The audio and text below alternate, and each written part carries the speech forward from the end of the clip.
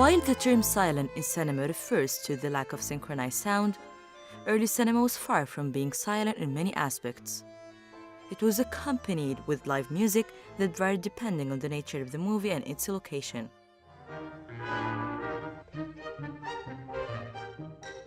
Not many people watch silent films today, but aside from the technological differences between movies nowadays and during the silent era, both genres incite different ways of interpreting a story, which is more complicated in case of nonverbal cues.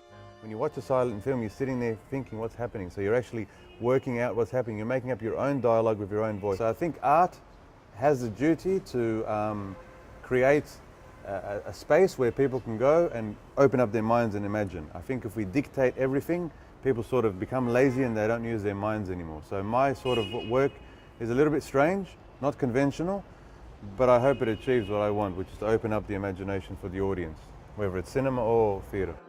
Mohammed Hashim is an Egyptian-Australian director who had all his directing and acting training in Australia.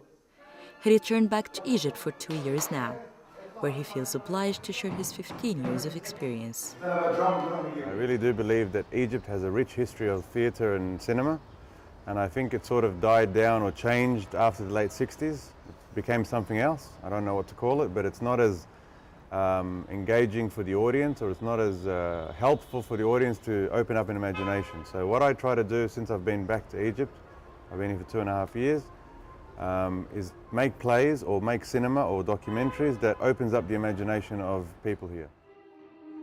Hashim is making a screen-to-stage transfer for one of Charlie Chaplin's most famous movies, City Lights. It came out in theaters in 1931, but what did he do to adapt it to the audience of 2017? The elements that I use to sort of steer away from boredom, so people don't get bored, is a lot of music, loud music, and I shortened the scenes. So the original movie is 1 hour and 27 minutes, I made it 45 minutes. And I did change a bit of the plot. I made things more obvious, I made new scenes, I established scenes so people can be clear on what's happening. I worked a lot with the actors to make every single move framed and clear, because a lot of people do mime, not just in Egypt, anywhere in the world, and it doesn't make sense. People get bored, what's happening?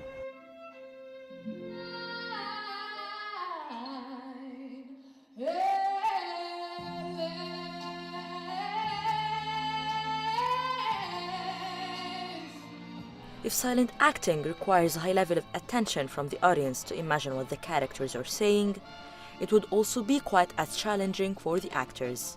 Certainly a lot more that you need to do with your body, and you need to be a little bit more expressive than you would perhaps with different types of theater. So the silence is a challenge, but it also allows for a lot more to come out from the performer. Being performed in Egypt, the director added an Oriental taste to the Western adaptation, which was received by significant applause from the audience.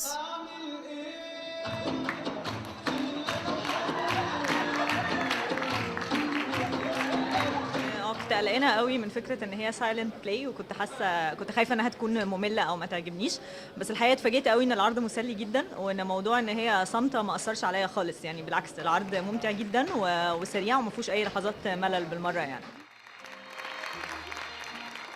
عدد الناس عامه ما كانش قليل خالص اللي كانوا موجودين في المسرح، فاظن يعني ممكن مسرحيه سايلنت في مصر يكون ليها جمهور، بس اهم حاجه المحتوى بتاع المسرحيه نفسه. Silent plays aren't the type of theater that Egyptians are used to. But looking at the audience who made it to City Lights today, the genre seems to have a promising future. This is Salma Nader for AEC TV.